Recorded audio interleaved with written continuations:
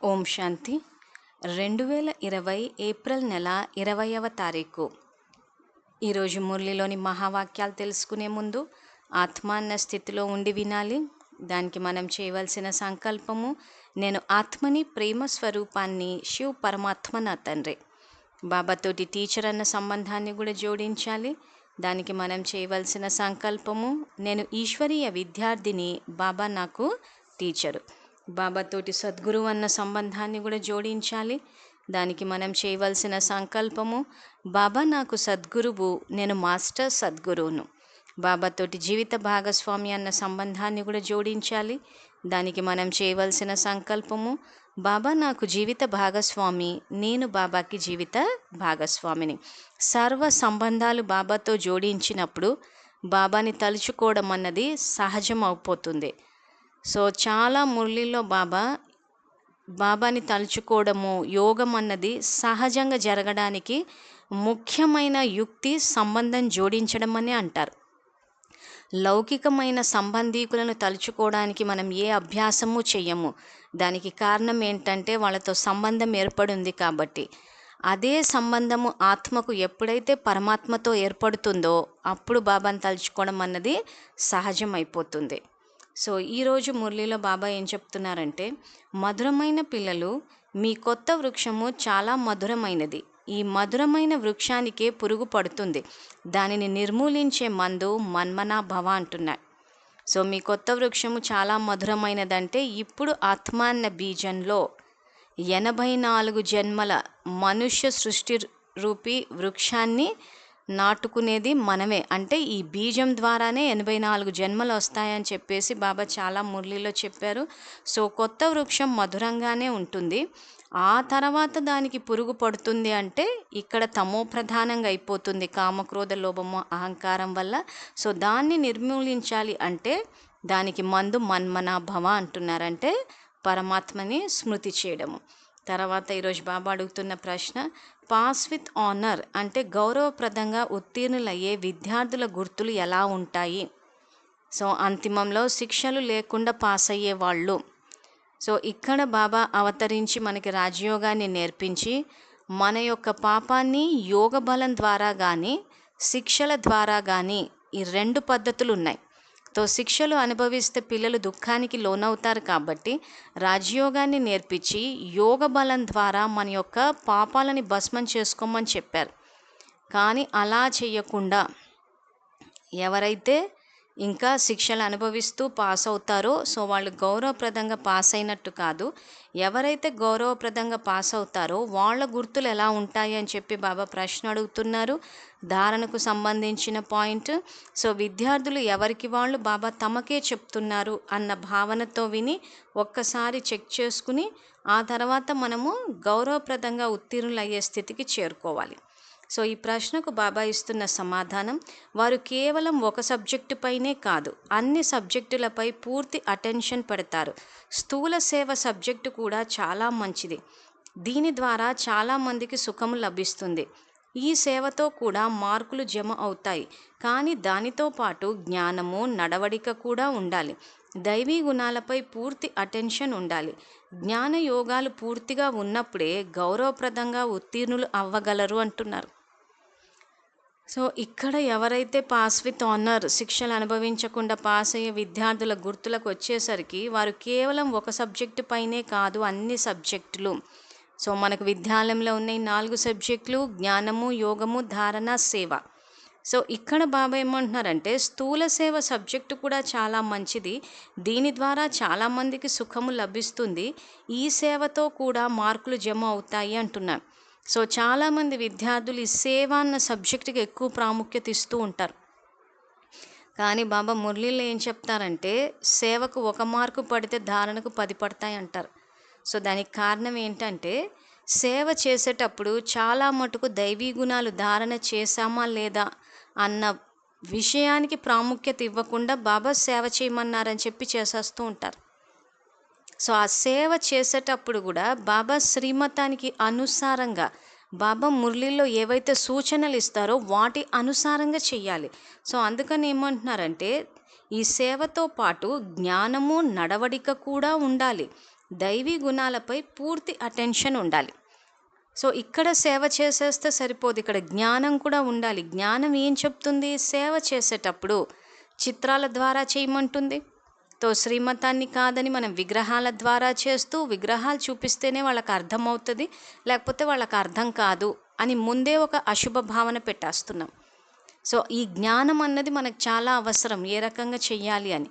ఆ సేవ విషయానికి వచ్చేసరికి మనస వాచ కర్మన అన్న 3 సేవలు ఉన్నాయని చెప్పి బాబా జ్ఞానంలో చెప్పారు.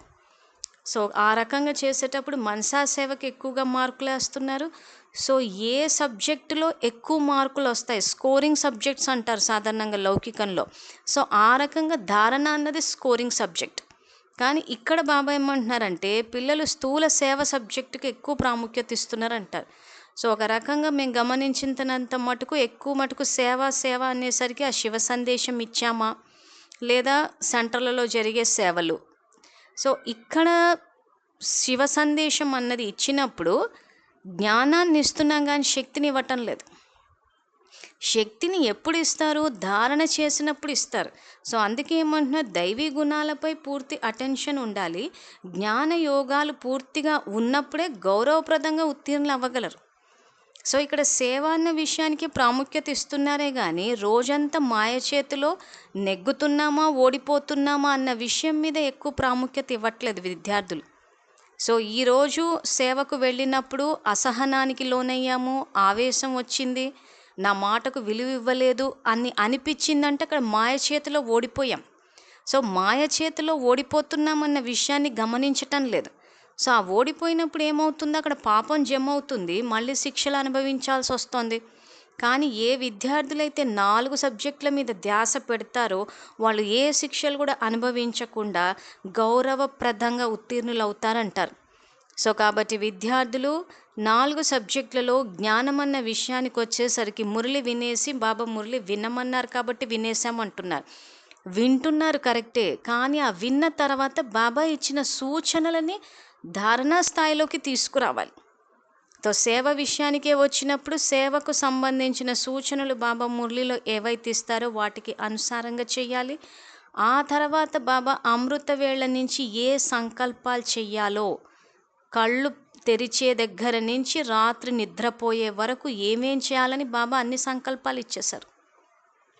అమృతవేళ యోగం అని చెప్పి యూట్యూబ్ ఛానల్లో వీడియో కూడా అప్లోడ్ చేశాము. ఆ సంకల్పాలు చేయాలి. తర్వాత సేవ ఏ రకంగా చేయాలి, ధారణ ఏ రకంగా చేయాలి, ప్రతిదీ బాబా మురళీలు ఏదైతే చెప్తున్నారో దానికి అనుగుణంగా నడుచుకోవాలి. అందుకే జ్ఞానంతో పాటు నడవడిక కూడా ఉండాలి అంటున్నారు. సో అమృతవేళ చేసి మురళి వినేసి ఇంకా ఈ రోజుటికి అయిపోయిందని చెప్పేసి ఇంకా ఆ తర్వాత మన ఇష్ట ప్రకారం నడుచుకుంటూ వెళ్తున్నామంటే పాపపు ఖాతా కూడా జమ అవుతోంది. సో పాపపు ఖాతా జమ అయినప్పుడు యోగ బలము, శిక్షలు 2 పద్ధతులు ఉన్నాయి. సో ఇక్కడ రోజంతా మనం బాబా స్మృతిలో ఉండం కాబట్టి జరిగేవన్నీ వికర్మలే, మళ్ళీ కొత్త ఖాతా జమ అవుతూ ఉంటుంది. సో ఆ కొత్త ఖాతా జమ అవుతుంటే మళ్ళీ శిక్షలు అనుభవిస్తూనే ఉంటాము. సంగమ యుగం యొక్క మహత్వమైన అతీంద్రియ సుఖం అనుభవంలోకి రాదు, కర్మాతీత స్థితికి కూడా రాం. సో కొత్త ఖాతాలు జమ అవుతూ ఉంటే ఇంకా కర్మాతీత స్థితికి ఎప్పుడు వస్తాము? సో అందుకే విద్యార్థులు ఎవరికి వాళ్ళు చెక్ చేసుకోవాలి. జ్ఞానము, యోగము, ధారణ, సేవ 4 సబ్జెక్టులు ఇక్కడ అన్నిటి మీద అటెన్షన్ పెట్టాలి అంటున్నారు. సో యోగం పొద్దున అమృత అయిపోయిన తర్వాత, మురళి అయిపోయిన తర్వాత రోజంతా బాబా మురళిలో చెప్పే సూచనలకు అనుగుణంగా మన యొక్క జీవితం ఉండాలి. అంటే యోగి జీవితాన్ని గడపాలి. సో యోగి జీవితాన్ని గడిపినప్పుడు ఏమవుతుందంటే బాబా చెప్పినట్టు రోజంతా పెద్ద శ్రమ పడాల్సిన అవసరం ఉండదు, వికర్మలు కూడా చేయాల్సిన అవసరం ఉండదు, అసలు జరగవు అసలు. సో ఈ సహజ యోగి జీవితం అన్నది ఏంటా అని చెప్పేసి కూడా ఇక్కడ వీడియో అప్లోడ్ చేశాము. ఆ అవ్యక్త మురళిలో బాబా క్లియర్గా చెప్పారు. యోగం చెయ్యడము అని అంటే ఇక్కడ మీరు సంబంధాన్ని గనక జోడిస్తే సహజమైపోతుంది. బాబా తెలియజేసిన యుక్తే అది. సంబంధాన్ని గనక జోడిస్తే మాటికి నేను ఆత్మని, నేను బాబా పిల్లవాడిని, బాబా తండ్రి అని చెప్పి గుర్తు చేసుకోవాల్సిన అవసరం ఉండదు. సో మనము యోగము అని చెప్పి గుర్తు చేసుకుంటున్నాము అని అంటే అక్కడెక్కడో మర్చిపోతున్నాము, యోగి జీవితాన్ని గడపటం లేదు. సో అంటే రాజయోగాన్ని కరెక్ట్గా చేయట్లేదని అర్థం. సో కాబట్టి విద్యార్థులు ఒక్కసారి మళ్ళీ మళ్ళీ చెప్తున్నాము, యోగం సహజం అయిపోవాలంటే బాబాతోటి సంబంధాన్ని జోడించడమే అన్నిటికన్నా సులువైన యుక్తి. బాబా చెప్తున్న యుక్తులు కూడా మురళిలో. సో ఎప్పుడైతే నేను ఆత్మని అని అనుకున్నప్పుడు ఆత్మకి తండ్రి అయిన పరమాత్మతోటి సహజంగానే సంబంధం జోడించబడి యోగం అన్నది సహజమైపోతుంది. అలా జోడించినప్పుడే ఈ వ్యర్థ సంకల్పాలు ఇవన్నీ వచ్చేది. మళ్ళీ వ్యర్థ సంకల్పాలు వస్తున్నాయని అందరికీ చెప్పుకుని తీవ్రత పెంచుకోవద్దు. అది మనం గమనించాం కాబట్టి మనం తెలుసుకోవాల్సిన విషయం అక్కడ ఆయనతో సంబంధం జోడించలేదని. ఆ సంబంధం జోడించామంటే స్వతహాగానే ఆయనకి దగ్గర అవుతాము. బాబాకి ఎప్పుడైతే దగ్గర అవుతామో స్వతహాగానే ఆయన సమానంగా ఆయనలోని దైవీ గుణాలని గ్రహించగలిగి దైవీ గుణాల ఆధారంగా ప్రవర్తిస్తూ ఉంటాం. తర్వాత ఈ మురళిలో బాబా సేవకు సంబంధించిన సూచనలు ఇచ్చారు. సో బాబా అడుగుతున్నారు, ఈ చిత్రాలన్నిటిలో ఏ చిత్రము ద్వారా మనము ఎవరినైనా సరే స్వర్గానికి వెళ్ళే గేటు గురించి అర్థం చేయించగలము? సృష్టి చక్ర చిత్రము ద్వారా స్వర్గానికి వెళ్ళే గేటు స్పష్టమవుతుంది. ఇదే సరి అయిన గేటు. పైన ఒకవైపు నరకానికి గేటు, మరోవైపు స్వర్గానికి గేటు ఉంది.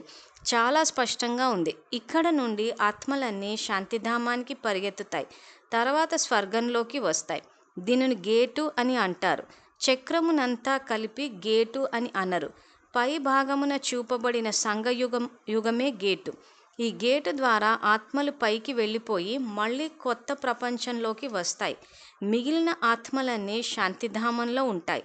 ఆ ముళ్ళు ఇది నరకము, ఇది స్వర్గము అని చూపిస్తుంది. అర్థము చేయించేందుకు ఇది చాలా ఫస్ట్ క్లాస్ చిత్రము అంటున్నాను. సో బాబా సేవకు సంబంధించిన సూచనలు ఇస్తున్నారు. 7 డే కోర్సు చెప్పే విద్యార్థులు ఈ సృష్టి చక్రాన్ని వివరించేటప్పుడు సంగమ యుగం నుంచి ఏదైతే అక్కడ మనకు చిత్రంలో చూపిస్తుంటారో అదొకటే గేట్. అంటే సంగమ యుగంలోకి వచ్చిన తర్వాతనే మనము శాంతిధామానికి సుఖధామానికి వెళ్ళడానికి గేట్. అంటే ఒక్కసారి సత్యయుగంలోకి వచ్చిన తర్వాత మళ్ళీ పైకి వెళ్ళే అవకాశం లేదు. అందుకే ఎక్కడ కూడా ఆ యొక్క ముళ్ళుని చూపించలేదు, ఆ గేటుని చూపించలేదు అంటున్నారు.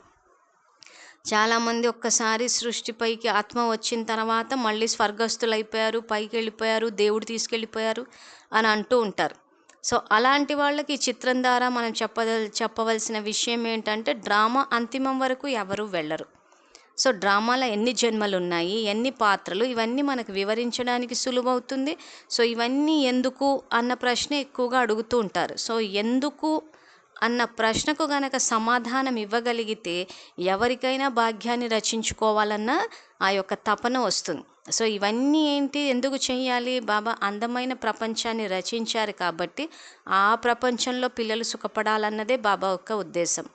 ఇప్పుడు 2020లో ఇప్పుడు ప్రపంచ పరిస్థితులు చూసి ఇదేమి ప్రపంచం అని అనిపిస్తుంది. కానీ జ్ఞానులు తెలుసుకోవాల్సిన విషయం ఏంటంటే ఇది వినాశనం అన్నది మొదలైపోయింది. అంటే మన యొక్క అసురీ సంస్కారాలు, వ్యర్థ సంకల్పాలు, పాపము ఇవన్నీ వినాశనం అవుతున్నాయి. ఇది అయితేనే కొత్త ప్రపంచం వస్తుంది. సో ఈ జ్ఞానం తెలిసినప్పుడు సృష్టి చక్ర జ్ఞానం గనక తెలిస్తే పరమాత్మ అందమైన ఆనందకరమైన ప్రపంచాన్ని సృష్టించాడని అనిపిస్తుంది. ఈ జ్ఞానం గనక లేకపోతే ఎందుకు సృష్టించారని అనిపిస్తుంది. సో సృష్టి చక్రం గనక కరెక్ట్గా అర్థమైతే సత్య త్రేత ద్వాపర కలియుగాలు ఈ 4 యుగాలలో 3 వంతుల సుఖం ఉంది. కలియుగానికి కూడా వచ్చేసరికి ఇంచుమించు ఎండింగ్లోకి వచ్చేసరికి అంటే ఏదో 18th 19th సెంచరీస్ వరకు వచ్చినప్పుడు కొంచెము తమో ప్రధానత అది పెరిగి ఆ యుద్ధాలు, ఆ వరల్డ్ వార్స్ జరిగినప్పుడు 36కంతా పరమాత్మ వచ్చేస్తారు.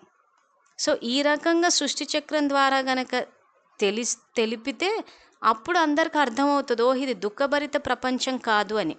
సో చాలామందికి సత్యత్రేత ద్వాపర యుగాల గురించి తెలియకపోవడం వల్ల భగవంతుడు సృష్టించడమే దుఃఖభరితమైన ప్రపంచాన్ని సృష్టించాడని అనుకుంటున్నారు. సో ఎందుకు సృష్టించారు అన్నదే ఇక్కడ ప్రశ్న. సృష్టించకపోయింటే ఈ కష్టాలు ఉండకపోయేవి కదా అని. సో కష్టాలు ఎప్పుడు వస్తున్నాయి? అంతిమంలో, కలియుగాంతంలో ఇంచుమించు ఈ సంగమ యుగంలో ఎక్కువైపోయింది.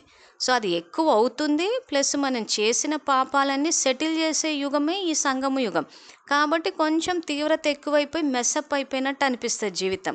సో అలా పిల్లలు దుఃఖపడొద్దని చెప్పి పరమాత్మ అవతరణ జరిగిపోయిందన్న విషయం కూడా ఇక్కడ చెప్పేయచ్చు. సృష్టి చక్రాన్ని గనక కరెక్ట్గా వివరించగలిగితే భగవంతుడు ఎంత అందమైన ప్రపంచాన్ని సృష్టించారో, డ్రామాలో మన పాత్రల్ని రచించుకునే స్వేచ్ఛ మనకిచ్చి కల్పమంతా ఏ రకంగా సుఖపడాలి, ఏ రకంగా శ్రేష్ఠ భాగ్యాన్ని అన్న విషయం అర్థం చేయించాలి అక్కడ. అది కరెక్ట్గా చెప్పగలిగితేనే ఎవరికైనా ఇది వస్తుంది. అందుకే బాబా మురళీల్లో మీరు జ్ఞానం చెప్పేటప్పుడు అందరూ జ్ఞానం బాగుంది అని అంటున్నారే తప్పితే మేము వారసత్వాన్ని తీసుకుంటున్నామని చెప్పి ఎవరు ముందుకు రావట్లేదు. కారణం ఏంటంటే ఆ చెప్పేటప్పుడు భగవంతుడు ఎంత అందమైన ప్రపంచాన్ని సృష్టించారా అని చెప్పి ఈ సృష్టి చక్ర ద్వారానే చెప్పగలగాలి. అది లేదా ఊరికే సృష్టి చక్రం చూపించేసి 4 యుగాలు ఇన్ని సంవత్సరాలు ఇక్కడ వీళ్ళు వస్తారు వాళ్ళు వస్తారంటే ఏముంది ఇందులో అనిపిస్తుంది. ఆ యుగానికి వచ్చేది మనమే. ఇక్కడ ఆ యుగానికి రావడానికి ఏదైతే మన పురుషార్థం చేసి భాగ్యాన్ని రచించుకోవాలో ఆ భాగ్య రచన కళాన్ని మన చేతిలోనే పెట్టాడు. ఈరోజు సత్యోగానికి రావాలి అని అనుకుంటే పురుషార్థం చేస్తే వచ్చేయచ్చు. ఇదే మనం అక్కడ సృష్టి చక్రాన్ని జ్ఞానం ద్వారా తెలియజేయాల్సింది. అది కరెక్ట్గా విద్యార్థులు ఆత్మాన్న స్థితిలో గనక ఉంటే పరమాత్మ పైన అపోహలు ఏవైతే ఉన్నాయో దుఃఖభరిత ప్రపంచాన్ని సృష్టించారని ఆ అపోహ పోతుంది. ప్రపంచం ఎంత అందమైన ప్రపంచాన్ని సృష్టిస్తున్నారన్న విషయం గనక అర్థమైతే అందరూ తండ్రిని ప్రేమిస్తారు. ఆ తర్వాత పురుషార్థం కూడా చేయడానికి ఇష్టపడతారు. తర్వాత కల్పకృతం వెళ్ళిన వారే స్వర్గ ద్వారంలోకి వెళ్తారు. మిగిలిన వారంతా శాంతి ద్వారానికి వెళ్ళిపోతారు. నరక ద్వారము మూసుకొని శాంతి ద్వారము సుఖ ద్వారము 2 తెరుచుకుంటాయి అంటున్నారు. మళ్ళీ బాబా ఇక్కడ కల్పకృతము అన్న పదం వినగానే స్వచింతన చేయాలి, పరచింతన చెయ్యొద్దు. కల్పకృతం ఎవరు స్వర్గానికి వెళ్ళారో మనకి పూర్వజన్మల జ్ఞానం లేదు. బాబా మనకి పూర్వజన్మల జ్ఞానాన్ని తీసేశారు. ఇక్కడ బాబా ఏదైతే పూర్వజన్మల జ్ఞానం తీసేశారో మన మంచి కోసమే. ఇక్కడ బాబా కల్పకృతం వెళ్ళిన వారేనంటే ఎవరికి వాళ్ళు స్వచింతన చేసుకుని కల్పకృతం మేమే విజయీ ఆత్మలము అన్న సంకల్పాన్ని చేసి పురుషార్థం చేసి మళ్ళీ ముందుకెళ్ళాలి. కల్పకృతం అంటే కల్పకృతం ఎవరు వెళ్ళారంటే ఎవరికి తెలుసు? మన 84 జన్మల పూర్వజన్మలు మనకు తెలియదు కదా. ఇక్కడ ఏం చేశాడు ఆయన? ఎందుకు ఆ జ్ఞానం తీసేశాడు? పిల్లలు మళ్ళీ పోయిన కల్పంలో చేసిన తప్పులు బలహీనతలు మళ్ళీ రిపీట్ చేయకుండా ఫ్రెష్గా దైవీ గుణాలు ధారణ చేసి ఇక్కడ ప్రశ్నలో చెప్పినట్టు పాస్ విత్ ఆనర్స్ అంటే ఏ శిక్షలు అనుభవించకుండా వెళ్ళాలన్నది ఆయన ఉద్దేశం. ఇక్కడ డ్రామా ఫిక్స్డ్ అని చెప్పేసి మళ్ళీ మన శిక్షలు ఫిక్స్డ్ అనుకోవద్దు. ఇక్కడ మనకు పడే శిక్షలు మనం చేసుకున్న కర్మలే. బాబా మన చేత ఏ తప్పులు చేయించలేదు. ఆయన దయాసాగరుడు కాబట్టి ఇంకా మనం చేసిన తప్పులను యోగబలం ద్వారా తీసేస్తా అంటున్నాడు. మళ్ళీ పిల్లలు బలహీనతలు రిపీట్ చేయకుండా దైవీ గుణాలే ధారణ చేయాలని చెప్పి ప్రతి 5000 సంవత్సరాలకు ఒకసారి మనకు అవకాశం ఇస్తున్నారు. అందుకే ఇప్పుడు లేకున్నా మరెప్పుడు లేదు అంటాడు. మళ్ళీ వచ్చే సంగమానికి వస్తారు కాబట్టి ఏది చేసినా ఇప్పుడే చెయ్యాలి. కాబట్టి మీరంతా స్వర్గద్వారంలోకి వెళ్తారని చెప్పడానికి ప్రతి కల్పము మీరు విజయీ ఆత్మలే అన్న విషయాన్ని తెలపడం కోసం కల్పకృతం వెళ్ళిన వారే స్వర్గద్వారంలోకి వెళ్తారు అంటున్నారు. స్వచింతన చేయాలి. స్వచింతన ఉన్నతికి మూలము, పరచింతన పతనానికి మూలము. తర్వాత ఇంకేమంటున్నారంటే స్వర్గద్వారంలోకి వెళ్ళేందుకు ఇప్పుడు మనము అర్హులుగా అయ్యామని మీ బుద్ధిలో ఉంది. ఎంత బాగా చదువుకుంటారో వ్రాసుకుంటారో అంత నవాబులుగా అవుతారు. ఆటపాటల్లో మునిగిపోతే పాడవుతారు అంటున్నాడు. ఇక్కడ మళ్ళీ బాబా కల్పకృతం అనేసరికి విద్యార్థులు ఒక కన్ఫ్యూజను, మళ్ళీ ఇక్కడ చూసేసరికి మనం మళ్ళీ అర్హులుగా తయారవుతున్నాం అంటున్నారు. అర్హులుగా తయారవ్వాలంటే ఏం చేయాలి? బాగా చదువుకుంటారో వాళ్ళు అర్హులు. అంటే ఇక్కడ బాబా కల్పకృతం అన్నది మనం విజయీ ఆత్మలము అని చెప్పి మనని ప్రేరణ ఇవ్వడానికి, మనని ప్రోత్సహించడానికి చెప్పారు. పూర్వజన్మ జ్ఞానం తీసేసింది కూడా అందుకే. ఇక్కడ మళ్ళీ ఏమంటున్నారు? మీరు అర్హులుగా అవుతారు. ఎంత చదువుకుంటారో అంత నవాబులుగా అవుతారు. అంటే అంత రాజ్య పదవుల్లోకి వచ్చి సుఖపడతారు. ఆటపాటల్లో మునిగిపోతే పాడవుతారు అంటారు. చదువుకునే విద్యార్థులు ఆటపాటల్లో మునిగిపోతే ఆ సమయం వృధా అయిపోతుంది అంటారు. ఇక్కడ లౌకికంలోనూ అదే చెప్తారు, మళ్ళీ ఇక్కడ జ్ఞాన మార్గంలో కూడా బాబా అదే చెప్తున్నారు. సంగమ యుగం యొక్క ప్రతి సెకండ్ మన యొక్క సంపాదన ద్వారా అక్కడ మన యొక్క భాగ్యం అనేది రచించబడుతుంది. సో ఇటువంటి సమయాన్ని ఆటపాటల్లో వృధా చేసుకోవద్దు అంటారు. బాబా సంతోషంతో నాట్యం చేయమన్నారంటే స్థూలమైన నాట్యం కాదు, అతీంద్రియ సుఖంలో బాబా ప్రేమలో మనసు యొక్క నాట్యం అది. సో బాబా ఆడమన్నారు పాడమన్నారు కదా అని చెప్పి మ్యూజిక్లు పెట్టేసుకుని డ్యాన్సులు వేసేస్తే దానివల్ల మనకు వచ్చిన పుణ్యం ఖాతా ఏం లేదు.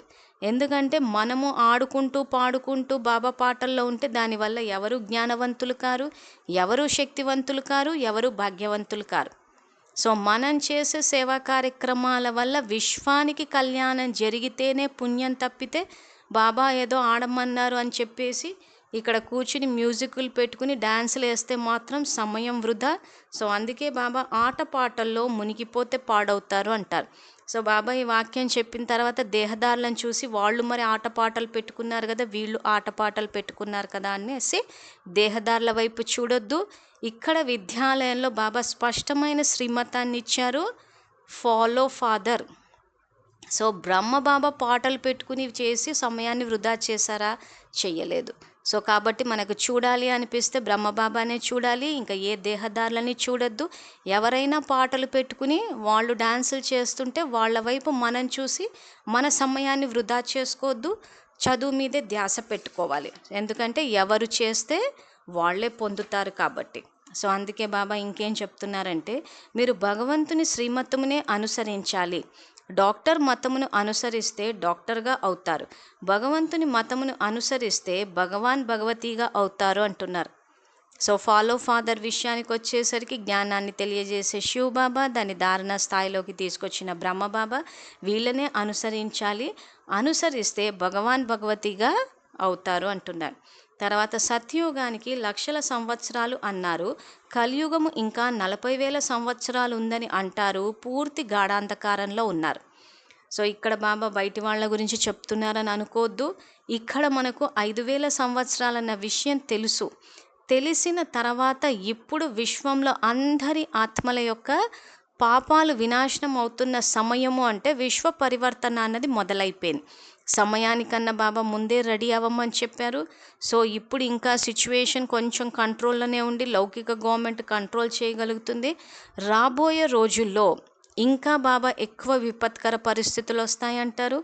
సో ఇక్కడ ఏదైతే యాదవులు ఉన్నారో వాళ్ళ యొక్క మిజైల్స్ని కూడా ప్రయోగం చేస్తారంటారు. అంటే యూరోపియన్ దేశాలు అంటే రాబోయే రోజుల్లో అది జరుగుతుంది. తర్వాత ప్రకృతి వైపరీత్యాలు ఇలాంటి పరిస్థితులు వస్తాయి. కాబట్టి జ్ఞానం తెలిసిన మనము 5,000 సంవత్సరంలో ఎండింగ్కి వచ్చేసింది కాబట్టి సమయానికన్నా ముందు రెడీ అవ్వడం అంటే ఇక్కడ బాబా వెంట వెళ్ళిపోవడానికి, ఇక్కడ మన పాత ఖాతాలు సమాప్తం చేసుకుని పుణ్యం జమ చేసుకుని విశ్వ పరివర్తనలో ఇప్పుడు బాబా సమానంగా సేవ చేస్తూ పోవాలి.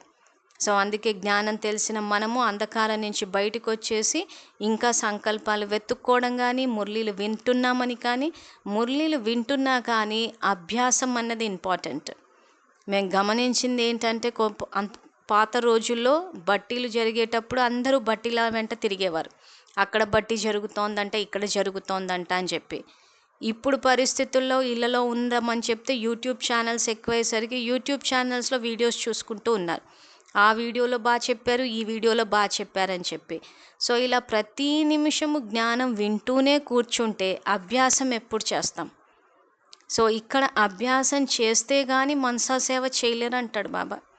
ఒక్కొక్క సంకల్పం చేసి దుఃఖంలో ఉన్న ఆత్మల ఆర్తనాదాలు విని దానికి తగ్గట్టు ఇక్కడ శక్తుల యొక్క స్టాక్ని ఇవ్వమని చెప్తే మనం ఇంకా జ్ఞానం వినే పరిస్థితిలోనే ఉంటే ఎప్పుడు జ్ఞాన స్వరూపాలం అవుతాము, ఎప్పుడు విశ్వ పరివర్తన కార్యక్రమంలో బాబా సమానంగా భాగస్వామ్యం తీసుకుంటాం.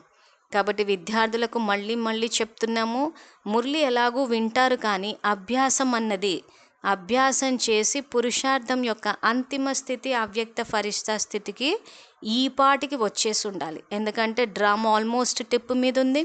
పరిస్థితులు చూస్తుంటే విశ్వం యొక్క పరివర్తన జరుగుతుంది. సో ఈ లాక్డౌన్ అన్నది ఏదో ఒక ప్రాంతానికి పరిమితమైంది కాదు, పూర్తి విశ్వంలో అవుతోంది. అంటే విశ్వంలోని ఆత్మలందరూ తమ యొక్క లెక్కాచారాలను సమాప్తం చేసుకుంటున్నారు. సో వినాశనము అన్న పదానికి బాబా అర్థం కూడా అదే చెప్తారు. మీ యొక్క అసురీ సంస్కారాలు, మీ యొక్క పాత సంస్కారాలు, వ్యర్థ సంకల్పాలు ఇవన్నీ వినాశనం అవుతూ ఉన్నాయి. సో ఇది వినాశనం అవుతేనే కొత్త ప్రపంచం వస్తుంది. కాబట్టి రాబోయే రోజుల్లో ఇంకా విపత్కర పరిస్థితులు వస్తాయి. కాబట్టి ఇక్కడ విశ్వ కళ్యాణకారులు ముందే రెడీ అయి ఉండాలి. తర్వాత బాబా కల్పకృతం వలె బాబా మీకు గీత వినిపిస్తారు. అందుకే బాబా గీతా భగవానుడెవరు అనే చిత్రాన్ని తయారు చేయించారు. స్వర్గ ద్వారాలు తెరిచేదెవరు? శివబాబాయే తెరుస్తారు. కృష్ణుడు ఆ ద్వారం ద్వారా వెళ్తారు. అందుకే పొరపాటున గీతా భగవానుడని కృష్ణుని పేరు పెట్టేశారు. ముఖ్యమైన చిత్రాలు రెండే, మిగిలినవన్నీ వాటి విస్తారమే అంటున్నారు. తో సేవ చేసే విద్యార్థులు ముఖ్యంగా సృష్టి చక్రము, ఆ తర్వాత గీతా భగవానుడు పరమాత్మ. సో గీతా భగవానుడు పరమాత్మ అన్నప్పుడే బాబాతోటి బుద్ధియోగాన్ని జోడించగలుగుతారు, లేకపోతే దేవతలనే పూజిస్తూ ఉంటారు. సో కాబట్టి వారసత్వం లభించాలంటే పరమాత్మ శివ భగవానుడే అన్న విషయాన్ని తెలియజేయాలంటున్నారు. తర్వాత ధారణ కొరకు ముఖ్య సారము, మీ భాగ్యాన్ని శ్రేష్టంగా తయారు చేసుకునేందుకు పరస్పరము చాలా చాలా క్షీరఖండము వలె మధురంగా ఉండాలి. ఎప్పుడు ఉప్పు నీరులా అవ్వకూడదు. అన్ని సబ్జెక్టులపై పూర్తి అటెన్షన్ పెట్టాలి. సో ఈ పాయింట్ బాబా చాలా మురళిలో చెప్పారు. సో క్షీరఖండం కలిసి ఉండాలి, గొడవలు పడొద్దని చెప్పి ధారణా స్థాయిలోకి తీసుకురావాలి. తర్వాత రెండవ పాయింట్, సద్గతి కొరకు తండ్రి నుండి ఏ శ్రేష్ఠ మతము లభించిందో దానిని అనుసరించాలి మరియు అందరికీ శ్రేష్ఠ మతమునే వినిపించాలి. స్వర్గంలోకి వెళ్ళే దారిని చూపించాలి అంటున్నారు. సో ఇక్కడ ధారణ పాయింట్లో బాబా శ్రేష్ఠ మతము లభించిందో దానిని అనుసరించాలి, అదే అందరికీ వినిపించాలి అంటున్నారు. సో ఇక్కడ బాబా ఇచ్చే శ్రేష్ఠ మతము ఆత్మకు సంబంధించింది కాబట్టి అది ముందు మనం తెలుసుకుని వినిపించేటప్పుడు కూడా ఆత్మజ్ఞానం వినిపించాలి, దేహజ్ఞానం కాదు. ముఖ్యంగా విద్యాలయంలో బ్రహ్మకుమారిస్ అనేసరికి ఆహార నియమాలు అని చెప్పి స్నానం అని చెప్పి అది దేహజ్ఞానం అన్నది ఎక్కువగా హైలైట్ అయిపోయింది. సో బాబా మురళిలో ఒక స్లోగన్స్ ఇస్తే ఇంకేవో స్లోగన్స్ బయటికి వెళ్ళాయి అన్నట్టుంది. కాబట్టి ముఖ్యంగా విద్యార్థులందరిది ఆత్మజ్ఞానము. బాబా ఇచ్చే మతం అంత శ్రేష్ఠ మతము ఆత్మకే ఇస్తున్నారు. సో దేహ నిర్వహణ అన్నది జరుగుతుంది, అది సబ్జెక్ట్ కాదు. సో కాబట్టి వినిపించేటప్పుడు కూడా ఆత్మజ్ఞానంలాగే వినిపించాలి, దేహజ్ఞానంలాగా వినిపించొద్దు. తర్వాత స్వర్గంలోకి వెళ్ళే దారిని చూపించాలి అంటున్నారు. సో ప్రస్తుతం నరకంలో అందరూ దుఃఖాన్ని అనుభవిస్తున్నారు కాబట్టి ఇప్పుడు పరమాత్మ అవతరించి స్వర్గంలోకి వెళ్ళే దారిని చూపిస్తున్నారన్న మార్గాన్ని అందరికీ తెలియచేయాలి. తర్వాత వరదానం, శుద్ధ సంకల్పాల శక్తి యొక్క స్టాక్ ద్వారా మనసా సేవ యొక్క సహజ అనుభవీ భవ. సద్గురువుగా బాబా ఇచ్చిన వరదానాన్ని మాస్టర్ సద్గురులై అందరికీ ఇవ్వాలి. సో ఈ వరదాన అనుభవంలోకి రావాలంటే ఏం చేయాలంటే అంతర్ముఖులుగా అయి శుద్ధ సంకల్పాల శక్తి యొక్క స్టాక్ జమ చేసుకోండి. ఈ శుద్ధ సంకల్పాల శక్తి సహజంగా మీ వ్యర్థ సంకల్పాలను సమాప్తం చేసేస్తుంది. అంతేకాక ఇతరులను కూడా శుభభావన శుభకామనల స్వరూపంతో పరివర్తన చేయగలరు.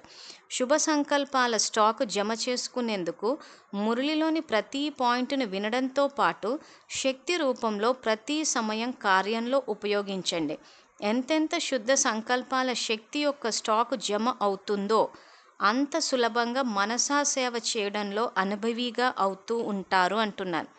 సో ఇక్కడ బాబా మనకిస్తున్న వరదానమే సహజ అనుభవీ భవ.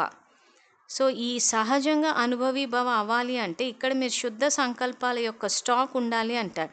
సో ఈ స్టాక్ ఎక్కడి నుంచి వస్తుందంటే మురళియే. సాధారణంగా బాబా మురళిలో మీకు సంకల్పాల యొక్క ఖజానా ఇచ్చాను అంటారు. సో ఆ ఖజానాలోని పాయింట్స్ ఏవైతే ఉంటాయో దాన్ని వినడంతో పాటు ప్రతి సమయం కార్యంలో ఉపయోగించండి. సో విద్యార్థులకు మళ్ళీ మళ్ళీ చెప్తున్నాము, మురళి వినడం అని చెప్పి బాబా నియమం పెట్టారని చెప్పి విని వదిలేయొద్దు. ఆ పాయింట్లను మనన చింతన చేసి బుద్ధిలో పెట్టుకుని రోజంతా కార్యంలో ఉపయోగించాలి. లేకపోతే ఇలా మురళిలు వింటూ ఉంటే యుగాంతం వరకు వింటూనే ఉంటాము. అభ్యాసం అన్నది మొదలు పెట్టాలి, ధారణ స్థాయిలోకి తీసుకురావాలి. లేకపోతే ప్రశ్నలో చెప్పినట్టు శిక్షలు అనుభవించి వెళ్ళాల్సి వస్తుంది. సో అందుకే ఎంతెంత శుద్ధ సంకల్పాల శక్తి యొక్క స్టాక్ జమ అవుతుందో అంత సులభంగా మనసా సేవ చేయడంలో అనుభవిగా అవుతారు అంటున్నారు. సో మనసా సేవ చేయాలన్నా మన దగ్గర శుద్ధ సంకల్పాల యొక్క శక్తి ఉండాలంటున్నారు. తర్వాత స్లోగన్, మనసు నుండి సదా కొరకు ఈర్ష్య ద్వేషాలకు వీడ్కోలు ఇవ్వండి, అప్పుడు విజయులుగా అవుతారు. సో ఇక్కడ బాబా మనసు నుండి ఈర్ష్య ద్వేషాలు ఎందుకు వస్తున్నాయి అని అంటే, దేహాభిమానం అని చెప్పి మనం ఒక స్టాండర్డ్ వర్డ్ వేస్తున్నాం. కానీ ఇక్కడ అవతల వాళ్ళని చూసి వాళ్ళేదో జ్ఞానంలో ముందుకెళ్ళిపోతున్నారు, వాళ్ళేదో ఇంకా సాధించేస్తున్నారు అని ఇవన్నీ ఆలోచించేసి ఈర్ష్య ద్వేషాలకు లోనైపోతున్నారు సేవ చేసే వాళ్ళని చూసి. ఇక్కడ మనం తెలుసుకోవాల్సింది ఏంటంటే, బాబా అందరికీ సమాన అవకాశాలు ఇస్తున్నారు. ఆఖరికి 108 మాల విషయానికి వచ్చేసరికి కూడా మీరు గనక తయారైతే మాలని పెంచుతా అంటున్నారు. సో చాలా మురళిలో దాన్ని స్లైడ్ కింద కూడా వేసి చూపించాము. సో ఇక్కడ మనం ఎంత కావాలి అని అనుకుంటే అంతగా పొందే యుగం ఇది. సో ఒకరిని చూసి ఈర్ష్యపడాల్సిన అవసరం లేదు, మీరు ఎంత చేస్తే అంత పొందుతారు అంటున్నారు. సో మనం ఏదైనా సేవ చేయాలన్నా ధారణ చేయాలన్నా మనల్ని ఆపేదెవరు? ఈరోజు నేను దైవీ గుణాలు ధారణ చేస్తాను అని అంటే మనల్ని ఆపేవాళ్ళు ఎవరున్నారు? సో ఇక్కడ ఎవరికి వాళ్ళు దైవీ గుణాలు ధారణ చేస్తూ పోయేటప్పుడు ఎవరో ధారణ చేశారనో సేవ చేశారో అని చెప్పేసి ఈర్ష్య చెందుతున్నాము అంటే అసలు మనకు సబ్జెక్టే అర్థం కాలేదని అర్థం. సో దానివల్ల జరిగేది పతనమే. తర్వాత శిక్షలు అనుభవించి వెళ్ళాల్సి వస్తుంది. శిక్షలు అనుభవించి పదవులు అని అంటే మళ్ళేదో రాజ్య పదవులు అనుకోవద్దు, ఏ దాసీ పదవులు వస్తాయి. సో ముఖ్యంగా విద్యాలయంలో ఎవరైతే ఈర్ష్య ద్వేషాలకు లోనవ్వడము, విమర్శలు చేయడము, విఘ్నాలు వేయడము, వీళ్ళంతా ఇంచుమించు దాసదాసీలే అవుతారంటే పూర్తిగా బాబా యొక్క జ్ఞానానికి వ్యతిరేక దిశలో వెళ్ళిపోయారు. సో ఎవరిలో ఏ విశేషతలు ఉన్నా ఆ ఇచ్చిన తండ్రినే స్మృతి చేయమన్నది శ్రీమతము. ఆ శ్రీమతాన్ని ఉల్లంఘించేసి ఈర్ష్య ద్వేషాలు పెట్టుకుని మేం చెప్పిందే వినాలని చెప్పేసి అక్కడ విఘ్నాలు వేస్తూ పోతే ఫైనల్గా జరిగేది శిక్షలు అనుభవించడమే. ఎంత డ్రామా ఫిక్స్డ్ అని చెప్పి మనము నచ్చ చెప్పుకున్నా కానీ డ్రామాలో శిక్షలు పడడం కూడా ఫిక్స్ అయి ఉంది. సో ఇక్కడ డ్రామాలు ఫిక్స్డ్ అని చెప్తే మనం ఏది కావాలనుకుంటే అది చేసేస్తే అక్కడ పర్యవసానం రాకపోవడం అంటూ ఉండదు. ఖచ్చితంగా పాపపుణ్యాలు అన్నవి కూడా పదం అని చెప్పి బాబా చెప్తూ ఉంటారు, మంచి చేసినా చెడు చేసినా. సో కాబట్టి ఇక్కడ ఈర్ష్య ద్వేషాలకు వీడ్కోలు ఇవ్వండి అంటున్నారు. సో ఆ రకంగా వీడ్కోలు ఇస్తేనే మీరు విజయులుగా అవుతారన్నదే బాబా ఈరోజు స్లోగన్లో చెప్తున్నారు. ఓం శాంతి.